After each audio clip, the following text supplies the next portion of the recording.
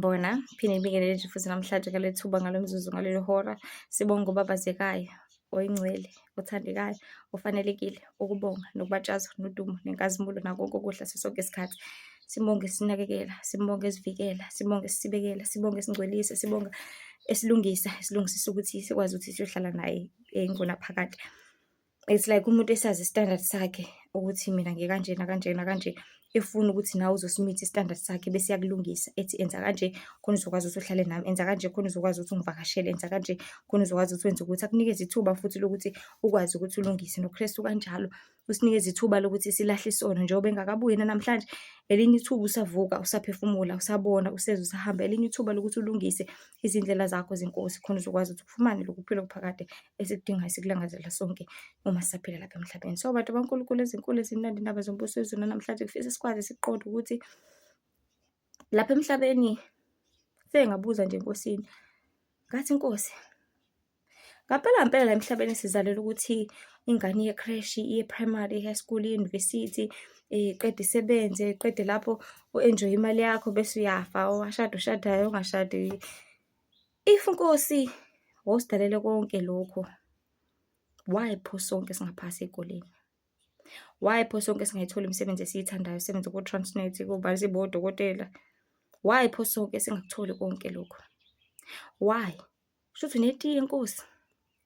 And Nkosi yangiphendula ukuthi kahle kahle le system le nale program le was created by i-kingdom yobumnyama.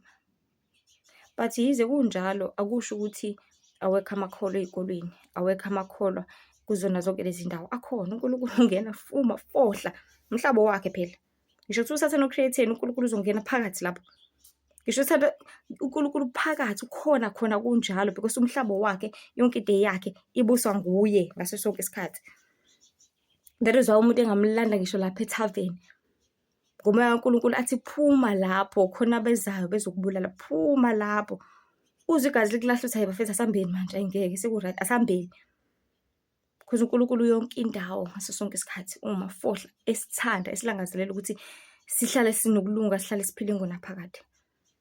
So inkosi iyachaza ukuthi ngampela le program i-create isitha because isitha sifuna ukuthi sikumoshele isikhathi so that ungeke uzo-understand ukuthi unamandla angakanani. Singeke u-understand ukuthi la emhlabeni, uzosebenzela umphefumulo wakho kangakanani. Ungeke uze uqonde ukuthi lonke leli thuba noma lesikhathi unaso ungaziphilisa kanjani. Because la emhlabeni abokube ngampela sihamba ngomoya kaNkulunkulu noma kube ngempela siyamlalela uNkulunkulu, ngabe siphila impilo emnandi elula, sizitshalele, sidle izithelo nemifino ngendlela uNkulunkulu edale ngayo kuGenesis. Osho njalo ukuthi ukudla kwethu lokho, izithelo nemifino. And remember abadala besadla ommbila, bedla amathanga ukuthi babephila isikhathi eside kanjani.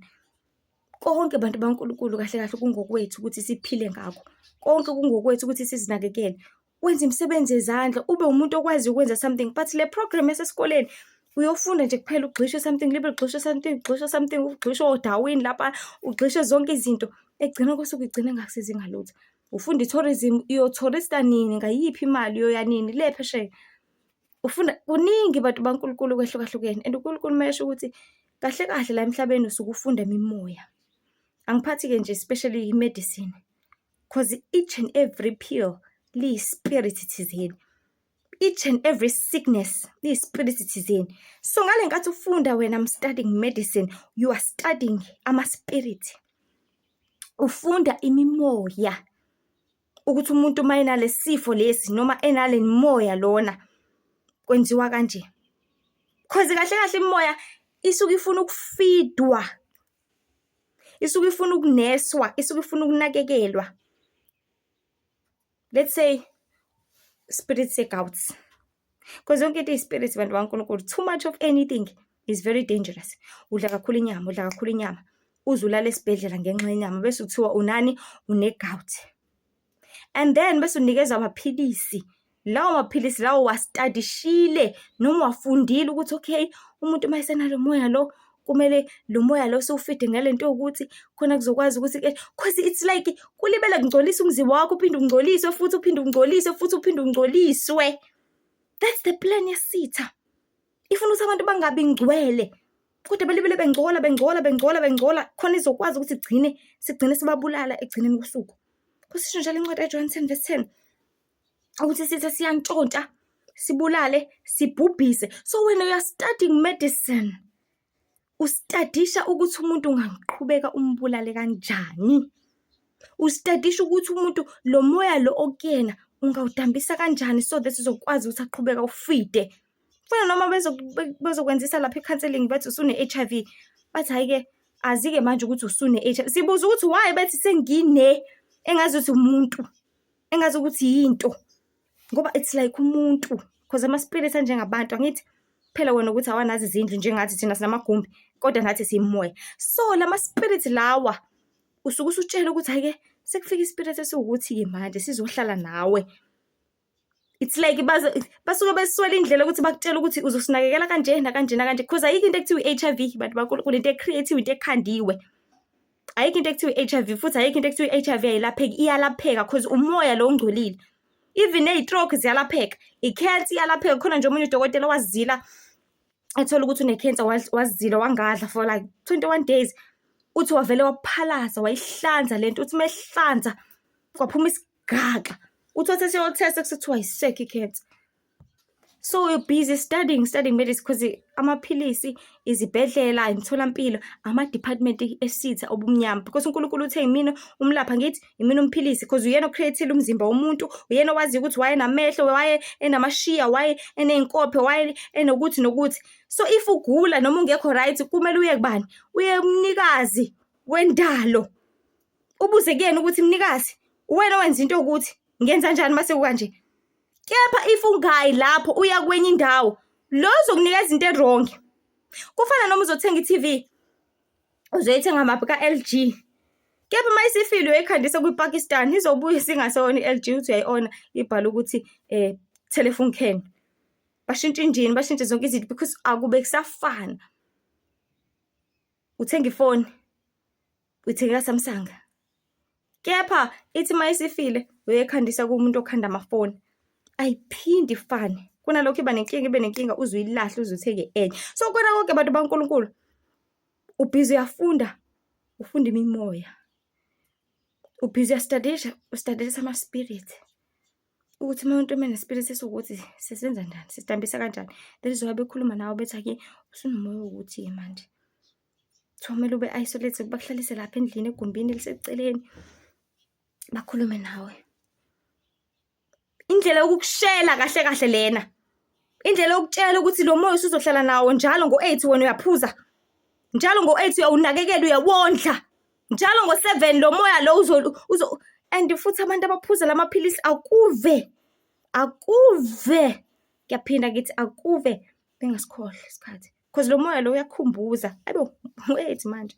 Hayibo. Even noma ngasiyona i-HIV, even ne-BP. Ispirit thizeni, and abantu abaphuza amaphilisi bantu baNkulunkulu bayashintsha spiritually. Baba nolaka. Baba ne-stress, baba ne-doubt, uba namawonke ama-spirits ahlukahlukene. Ngale spirit esisodwa nje sifikayo silanda amanye ama-spirits. Ube umhlebi, ube isifebe, ube uthi hayi vela ngoba ngiyayigulela vele ngine-HIV uyiphuzela utshwala. Because yonke le moya ivele ilande eminye iphinde ilande eminye iphinde ilande. Wozani sizowungcolisa lo mzimba, wozani kahle kahle siplan ukuthi sikungcolise, ungcole uzufinyelele ekufeni so that sizokwazi ukuthi sikubhubhise kahle ngoba naso siyolahla singcolile kwayisona. So busy uyafunda ustudisha ama-spirit ukuthi le spirit lesi umazi umuntu esana lo moya lo senza njani ukuthi simfake lo munye umoya. Wake washo njalo nje, I think enye ex-Satanist yathi wayethunyela izibhedlela. Kuthiwa hayi kunodokotela esisebenza naye lapha kumele sibulale iy'ngane, I think iy'ngane eziwu-20. So yena useyolanda lezo y'ngane, useyolanda igazi layo.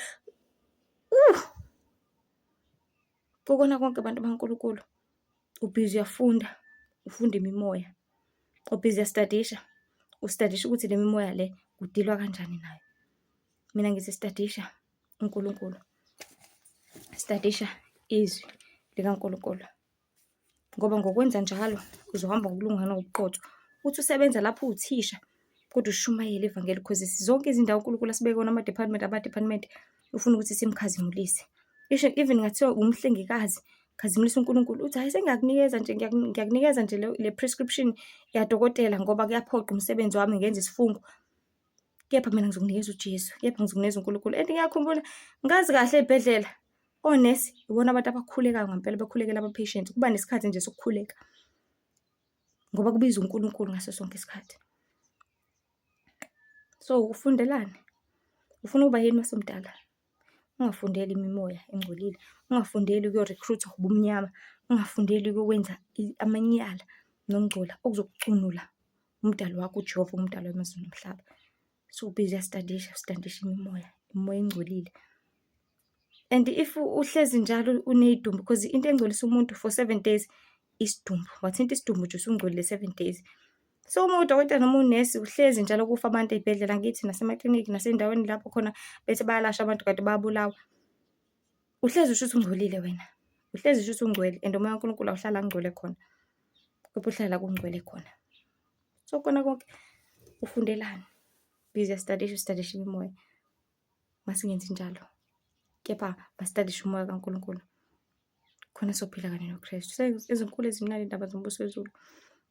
Ezithi abantu baphendukana ngombuso wezulu usondele. Nihlenge nesinde sinibhabhadise ngokuphela izinto zonke sekufikile kanti ukufa useduzane kakhulu. Nkosi ibe nani nibusise nisibekele. Ngelihle ithandeka lengcwele kambe kuSu Jesu. Manje usephathe amen. Inkundla zokuxhumana khona TikTok Lihle Ithemba, Facebook Lihle Ithemba Mzobe, Instagram Lihle Ithemba with I Mzobe, YouTube Lihle Ithemba Mzobe. uNkulunkulu yazizonda isono, uNkulunkulu uyabuthanda ubungcwele. Nkosi ibe nani nibusise manje usephathe amen.